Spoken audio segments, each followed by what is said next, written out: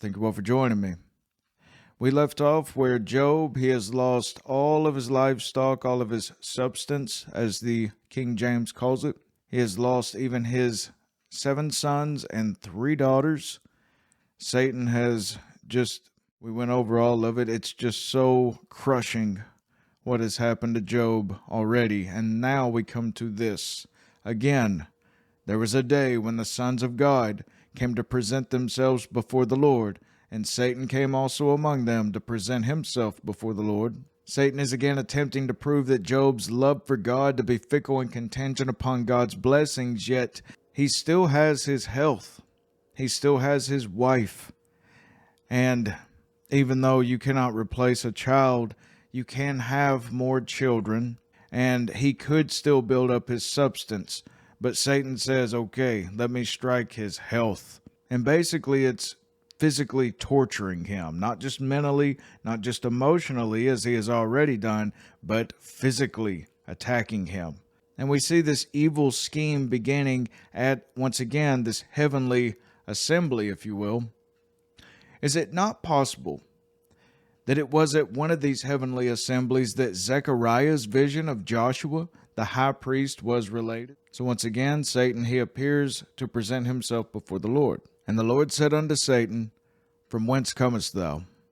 And Satan answered the Lord and said, From going to and fro in the earth, and from walking up and down in it. And the Lord said unto Satan, Hast thou considered my servant Job, that there is none like him in the earth, a perfect and an upright man, one that feareth God and escheweth evil? And still he holdeth fast his integrity, although thou movest me against him, to destroy him without cause. Here we see a similarity with that of the Son of God, as it is written, They hated me without a cause. And it may throw some people that the Lord himself says, Although thou movest me against him. Well, all that one has to do is continue reading unto verse 6 in order to get the fullness of what's being meant right here. In essence, thou wishest me to permit thee to destroy the man. And Satan answered the Lord and said, Skin for skin. Yea, all that a man hath will he give for his life.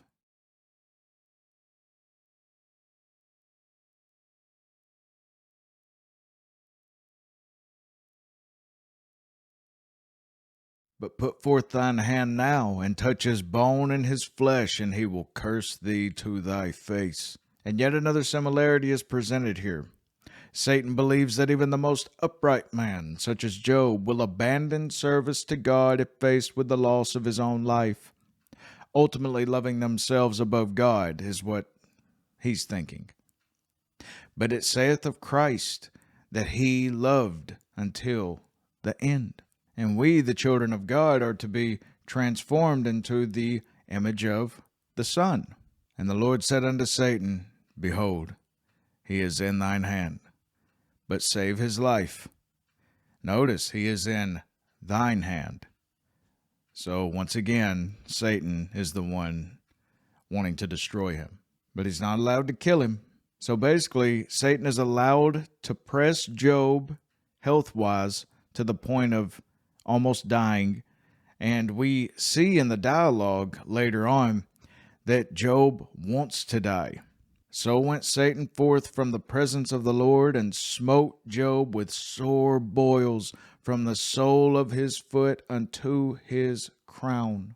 It's basically agreed by all the commentators that this sore boils is probably pointing towards elephantiasis, an extreme form of leprosy in which the skin becomes clotted and hard like an elephant's, with painful cracks and sores underneath.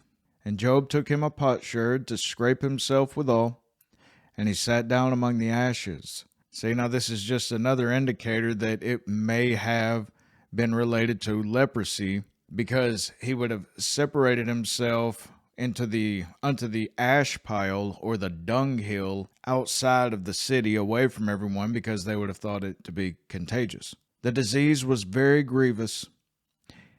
If at any time we are tried with sore and grievous distempers, let us not think ourselves dealt with otherwise than as God sometimes deals with the best of his saints and servants. Verse 9.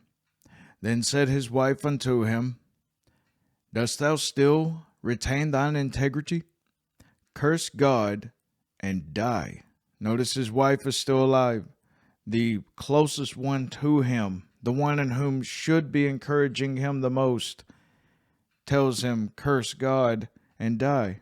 So his wife is there, whom Satan had spared, that she might be a troubler and tempter to him. For it is his policy to send his temptations by those that are dear to us. We ought therefore carefully to watch, that we may be not drawn to any evil by them whom we love and value the most. Why do you think, my friends, that Christ tells us to love God above our family, above ourselves, above all others? Because all others are fallible whenever God is perfect.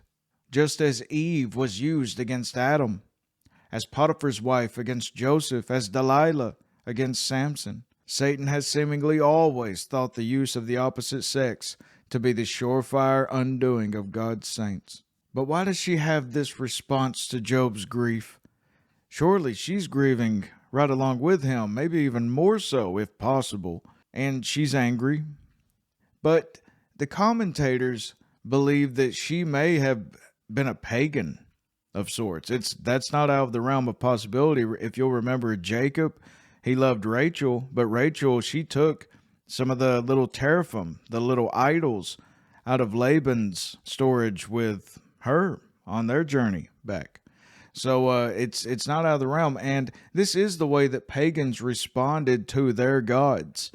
You see, they had many gods to choose from. So if one of them seemed to curse you, or if one of them did not fulfill the blessings that you prayed to them for, then they would just curse that god and they would turn to another one.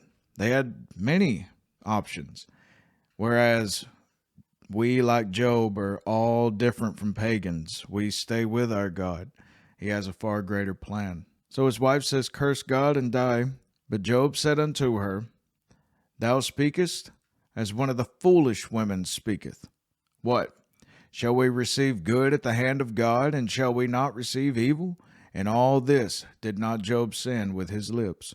Matthew Poole commented, Ought we not to bless God for those mercies which we did not deserve, and contentedly to bear those corrections which we deserve and need? And if it be not our own fault, may get much good by it, as God does with Job at the end. Now when Job's 3 friends heard of all this evil that was come upon him, they came every one from his own place, Eliphaz the Temanite, and Bildad the Shuhite, and Zophar the Naamathite, for they had made an appointment together to come to mourn with him and to comfort him. And when they lifted up their eyes afar off, they see Job from a distance outside the city, and knew him not. They could not even recognize him. Once again, they say of Christ in the book of Isaiah how he was marred beyond all appearance. You couldn't even recognize him because of the affliction. They lifted up their voice and wept, and they rent every one his mantle and sprinkled dust upon their heads toward heaven. And of course, these were the typical signs of mourning, how they would just, you kind of go into a manic state, and you just grab dust and you throw it up in the air and it sprinkles down upon your head, and it's just a mania that you kind of go through. And no doubt these men probably all had watched Job's children grow up, and they probably, they're coming to mourn with him. Not just mourn for him or any of that sense. No, they loved his family as well. So they sat down with him upon the ground 7 days and 7 nights, and none spake a word unto him, for they saw that his grief was very great. Have you ever been in that spot? I have, where someone is under such a great affliction that you just don't know what to say, so you just say nothing. 7 days and 7 nights was the usual time of mourning for the dead, and therefore proper both for Job's children, who were dead, and for Job himself, who was in a manner dead whilst he lived. But we must not fancy that they continued in this place and posture so long together, which no laws of religion or civility required of them, and the necessities of nature could not even bear, but only that they spent a great or the greatest part of that time in sitting with him and silent mourning over him. So now, my friends, if you didn't think that it could have ended worse than the previous chapter, well, here it is sometime later. We don't know how long later, after the death of his children and after that horrible storm and horrible night. We don't know how long after, but now is his health sorely afflicted, to the point where we find out in these next coming chapters how he yearns, even seemingly begs for death.